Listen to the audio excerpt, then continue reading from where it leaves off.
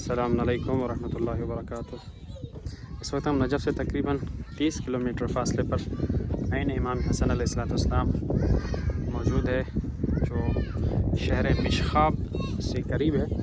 اور اس منطقے کا نام ہے حیرہ، اور یہ کنواں منسوب ہے امام حسن علیہ السلام سے، جسے عین امام حسن کے ساتھ یاد کیا جاتا ہے نام کے ساتھ۔ اور یہ وہ کنواں ہے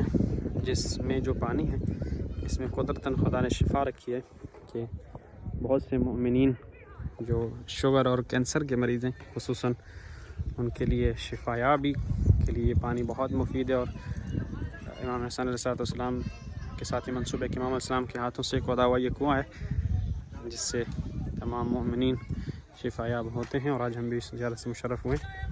اور یہ وہ مقام ہے جہاں پر امام نے قیام کیا تھا،